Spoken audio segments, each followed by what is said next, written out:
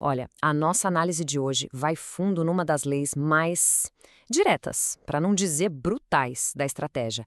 A ideia de que um adversário tem que ser completamente aniquilado.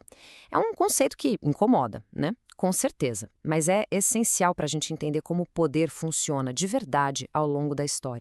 E para já começar no clima certo, nada melhor que Maquiavel, né?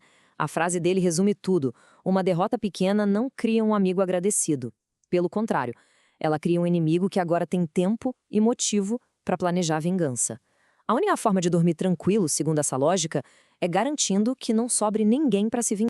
Tá, mas como isso funciona na prática? Para a gente ver as consequências, vamos dar uma olhada numa das rivalidades mais famosas da história da China. É uma história que é uma verdadeira aula sobre o perigo que é subestimar o inimigo e, principalmente, ter piedade na hora errada. Então, a gente tem dois personagens centrais aqui. De um lado, Xin Yu. Pensa no guerreiro clássico, nobre, poderoso, mas impulsivo, meio cabeça quente. Do outro lado, Liu Peng. Ele veio de baixo, era um camponês, não era lá um grande lutador, mas o cara era um gênio em uma coisa: saber ouvir quem entendia de estratégia. Era um oposto um do outro, disputando o poder total. E aqui é que a história fica interessante. Han Xiang teve o rival dele, Liu Peng, na mão, pelo menos umas 3 vezes, de forma bem clara. Teve um banquete em que um simples sinal teria acabado com tudo. Teve um cerco militar onde ele podia ter esmagado o exército do outro. Mas, todas as vezes, na hora H, ele vacilou. Ele hesitou. E essa cena aqui mostra perfeitamente a diferença entre os dois. Xiang-yu, numa tentativa de desestabilizar, ameaça cozinhar o pai de Liu Peng vivo, uma chantagem emocional, certo? Só que a resposta de Liu Peng é de uma frieza que chega a arrepiar. Ele basicamente diz: pode cozinhar, mas me manda um prato da sopa. Isso desmontou completamente o Xiang-yu e mostrou quem é que tinha o controle mental do jogo. Pois é, o tempo passou e o jogo virou. Quando foi a vez de Liu Peng estar por cima, os conselheiros dele foram bem claros. Eles disseram: olha, aquele erro que o Xiang-yu cometeu, a piedade que ele teve, foi aquilo que destruiu ele. Não faça a mesma coisa. A ordem era não hesitar. E no fim das contas, só podia sobrar um. Xiang-yu, o grande guerreiro que teve pena do inimigo, acabou morto. E Liu Peng, o camponês que era implacável, se tornou o imperador Han Kaotsu. Ele fundou uma das dinastias mais poderosas da história da China. A lição não poderia ter sido mais clara, né? Ok, agora vamos virar a moeda. Se o Han Xinyu é o exemplo do que não fazer, a gente tem o exemplo de quem seguiu essa lei à risca, a imperatriz Wu. A história dela é uma verdadeira aula de como aniquilar os inimigos pode levar alguém ao topo do poder. Olha só essa trajetória. Ela saiu de um convento onde supostamente ia morrer esquecida e chegou ao trono imperial. Cada passo foi friamente calculado. Ela não deixava nenhuma ponta solta. Para ela não bastava vencer um rival, era preciso tirar a pessoa do jogo, para sempre. E aqui que a gente entende a dimensão do que ela fez. É chocante. A lista de eliminados tem rivais políticos, gente da própria família, até os filhos dela. Uma das histórias mais famosas é que ela teria matado a própria filha, um bebê, só para colocar a culpa na imperatriz da época e tomar o lugar dela. Para a imperatriz Wu, qualquer pessoa que fosse uma ameaça, por menor que fosse, era como uma faísca e tinha que ser apagada antes que virasse um incêndio.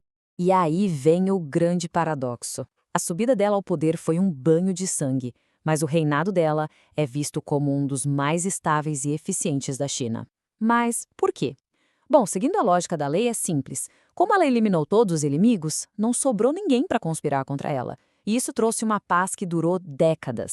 Beleza, já vimos as histórias. Agora vamos mergulhar um pouco na lógica por trás disso tudo. Por que, nesse jogo do poder, aniquilar o inimigo é visto como uma estratégia melhor do que ter misericórdia? A ideia central é bem direta e bem forte. Um inimigo que foi derrotado, mas não destruído, não vira seu amigo. Ele vira um inimigo humilhado, cheio de ressentimento e, o principal, ele ainda está vivo. A misericórdia, nesse caso, não acaba com o ódio. Ela só dá uma pausa, dá tempo para o inimigo respirar, se reorganizar e voltar mais forte. É basicamente uma questão de psicologia. Qualquer coisa que não seja a aniquilação total, o inimigo não vai ver como um ato de bondade. Ele vai ver como fraqueza, como uma oportunidade. A sua piedade dá esperança para ele e a humilhação da derrota alimenta o desejo de vingança. O resultado? Um inimigo que volta muito mais perigoso do que antes. E essa ideia não é só do Maquiavel, não. Séculos antes dele, lá na Índia, um filósofo chamado Kautilya já dizia a mesma coisa. A metáfora que ele usa é perfeita. Um inimigo fraco é como uma faísca num palheiro. Se deixar ali, quietinha, uma hora ela vai botar fogo em tudo. E essa mesma lógica aparece em vários dos maiores estrategistas da história. Sun Tzu, lá na China Antiga, Clausewitz, na Europa, até Mao Zedong no século XX. Aliás, o Mao estudou a história do Xiangyu justamente para não cometer o mesmo erro de hesitação com o rival dele, o Chiang Kai-shek. E se faltava um exemplo moderno e bem direto ao ponto, essa frase de um general espanhol, o Narváez, resolve a questão. Não preciso perdoar meus inimigos. Mandei fuzilar todos eles. Ponto final. É a aplicação mais literal e brutal da lei sem nenhuma firula.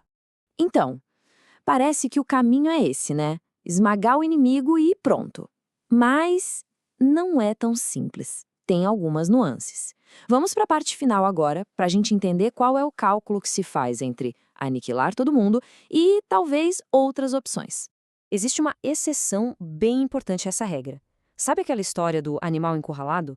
Às vezes, é mais inteligente deixar uma porta aberta, uma rota de fuga para o inimigo. Um exército desesperado, sem nada a perder, luta com uma força incrível. Mas se ele tem para onde recuar, o moral despenca. E aí, muitas vezes, eles se destroem sozinhos. O resultado é o mesmo, só que com o menos esforço da sua parte. O dilema, então, é real. Se você tem misericórdia, corre o risco daquele inimigo se reerguer e vir atrás de vingança. Mas, se aniquila totalmente, os amigos e aliados daquele inimigo podem se tornar seus novos inimigos. Pensa no Tratado de Versalhes, depois da Primeira Guerra. Foi tão duro com a Alemanha que o ressentimento acabou explodindo na Segunda Guerra. Ou seja, nenhum caminho é totalmente seguro. Apesar disso tudo, a lógica do material que a gente está analisando aqui é inflexível. A conclusão sobre esse risco de vingança futura é de uma clareza brutal. Se por acaso um inimigo antigo se reerguer, ou se novos inimigos aparecerem, a solução é a mesma. Esmaga eles de novo. E isso tudo deixa a gente com uma pergunta para pensar, né? Quando a gente olha para a história por essa lente fria da estratégia, a tal da misericórdia deixa de ser uma virtude e passa a ser um risco, um cálculo. A questão que fica no ar é, nesse jogo do poder que muitas vezes é implacável, qual é o verdadeiro custo de deixar uma única brasa ainda acesa?